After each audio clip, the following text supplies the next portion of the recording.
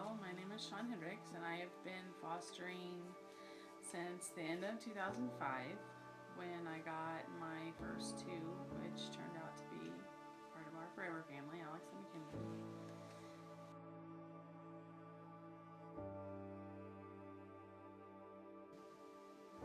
In the middle of this book, I just started praying about what God wanted for me in my life, and at the time I was just a single person, and the answer I kept getting was adoption. It was kind of strange the way I kept getting this answer, but at the time I was with a life group that had the Stokes in it, and we were talking about it in my life group, and the Stokes knew John Purcell, and John and his wife had gone through a program called Foster to Adopt, and they got me in touch with him, and I just followed through with that and ended up getting in touch with the state to go through the Foster to Adopt program, and got my license that way, and it's just blossomed into full-on, full-time fostering since then. And there I find you in the mystery, in oceans deep. One of the things I think that I've learned, or that God's taught me recently about or through fostering, is that I don't know if nobody's perfect. We can't expect anyone to be perfect, and that we should just love people where they're at. And that goes for the kids, and that goes for the biological parents, and all of the stuff that goes along with that. I mean, I'm not the perfect mom to the kids. I'm just the best mom that I can be, and that's where biological parents are at the time too. So we have to remember that. I think that's really important.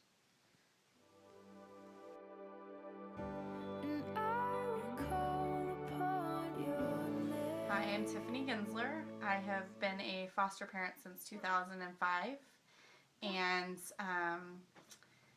let's see, I basically was in the middle of a tornado in Iowa, an actual tornado in the basement, and I was babysitting a foster child at the time, and I just had this moment.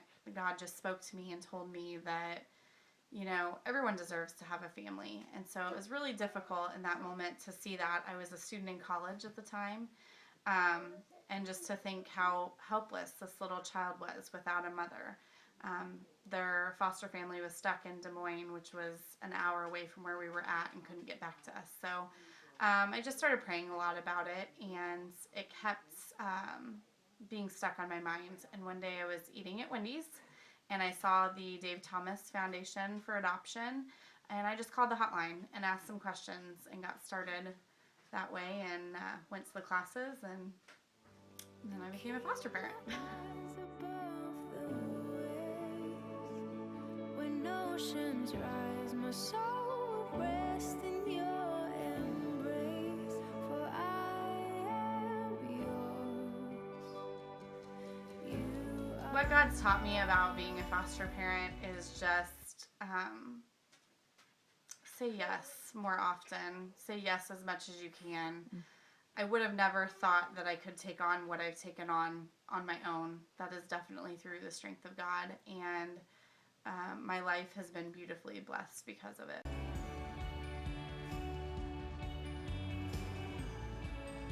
I would definitely encourage people to pray about how they can be involved in the lives of kids that are in foster care, whether that be helping those of us that are being led to actually take the kids into our home, or if that's what their purpose is as well. It's very rewarding, although it can have its exhausting moments, but everything does with parenting. So, but it definitely needs to be a prayer and not a personal decision only, because God needs to be involved in this.